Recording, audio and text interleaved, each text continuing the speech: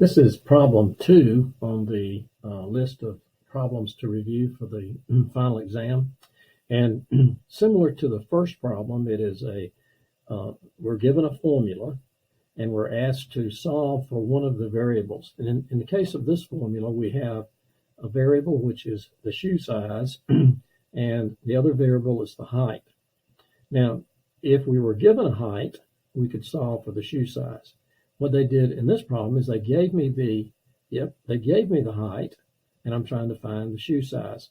Now, what we might do once we get an answer is we might substitute back in the answer and see if it works if we go the other way. Now, let me say this about shoe sizes. Frankly, I don't know if this is a correct formula or not. But if you will just take a look for a second at the answer choices. First, there's no unit of measure in terms of shoe sizes. If you've bought shoes, you know they do come either in small, medium, or large, or they come in usually in some number or range of numbers.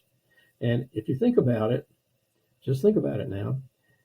Have you ever seen a shoe size that was a size 26 or a size 55?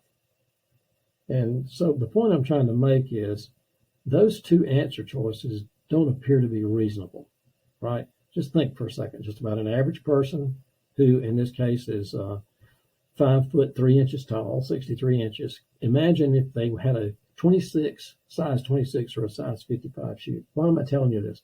Because if you had no idea of what to do with this, you could throw out this answer, and then you'd have only these two to choose from. So you've reduced your chances of missing it from 1 out of 4 to 1 out of 2, which is a little better in the way of odds. But let's don't depend on that. Let's just solve the problem. So the shoe size, let me spell this out. So the shoe size is equal to this constant, 5/10, times the height minus 23.75. Now, if you're interested enough in this problem, you might want to just maybe do a little research and see if is this an actual formula that is something that's actually used by manufacturers or by individuals for that matter when they're trying to think about shoe sizes. But all we're asked to do is to just solve for shoe size. So the size is equal to this constant times, and they don't specify it, but since they gave me the height in inches, H is inches tall. Okay, so that's a good point. Notice H is inches tall.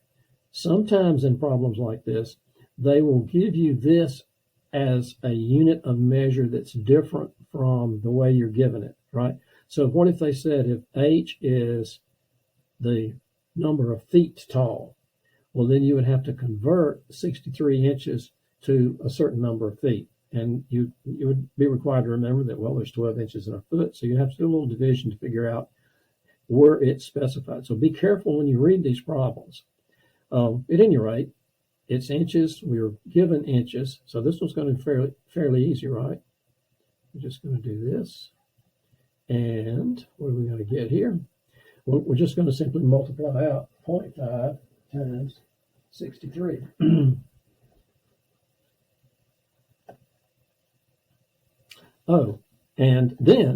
And then importantly, we're going to subtract 23.75, right? So don't forget the second part of the problem. So we had two steps, do a multiplication and then do a subtraction.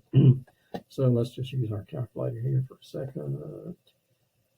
Get where you can maybe see the screen a little bit. This is always a little bit frustrating because you got to angle it a certain way so you can see the screen. But at any rate, what have I got here? I've got 0.5 times 63, which is 31.5. And then what am I going to, let me write this down. So that's 31.5 minus 23.75. So I need to subtract from that 31.5, I need to subtract 23.75 minus 23.75.